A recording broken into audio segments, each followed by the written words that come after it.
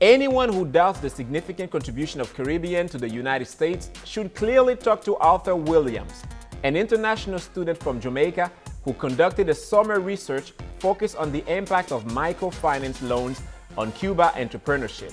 His study attracted the attention of President Obama's senior director for speech writing while the president was preparing for his historic trip to Cuba. Thanks for being here, Arthur. Thank you so much for having me, James. It's really a pleasure. Absolutely. When you received the call, what went through your mind? Bad prank? Well, it was honestly just a surprise, like you would never really ever imagine to wake up one day and hear that the White House is trying to contact you, and then to actually receive a call from them was just such a surprise, especially because I was just pursuing such a genuine academic interest, and then to have that received recognition from the top office in the House was really, really an honor.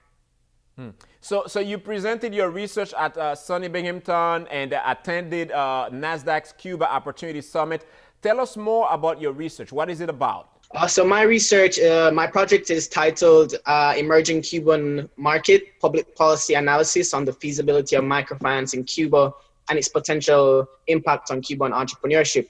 So essentially, I was trying to assess the state of entrepreneurship in Cuba, particularly because in 2011, President Raul Castro, and his government implemented a number of economic reforms which allowed for the opening of the private sector in Cuba.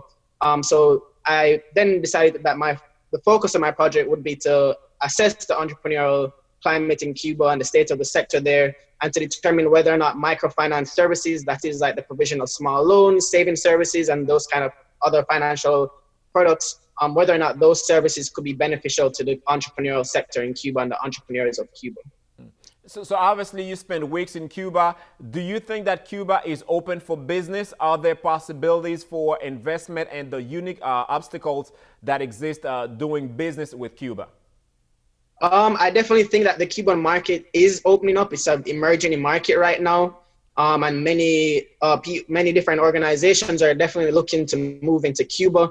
You can see that with the Starwood deal of them starting to run the Cuban hotels in Cuba now. But I think that there's still significant challenges to really invest and do business in Cuba, particularly that because the Cuban embargo is still existing. But I think that it's definitely moving in a positive direction, and we can be hopeful for the future. Yeah, I cannot let you go without asking you about anything you've learned in Cuba. Any Spanish words? Que bola. And I know that right now you're 22. So during your trip, did you drink any particular drink from Cuba? Well, Cuba, the Havana Club and the Cristal Cerveza. So, had a few drinks.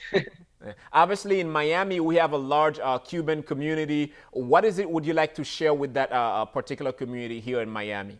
Well, I think that history has shown that the old policies that have been used in Cuba, that have been used against Cuba, for example, the embargo, have not really been effective in creating a better country for Cuba, better relations between the Cuba and the US. So I think that I would just ask them to keep on pushing on and asking for these changes to be made and for a better relation between Cuba and the United States.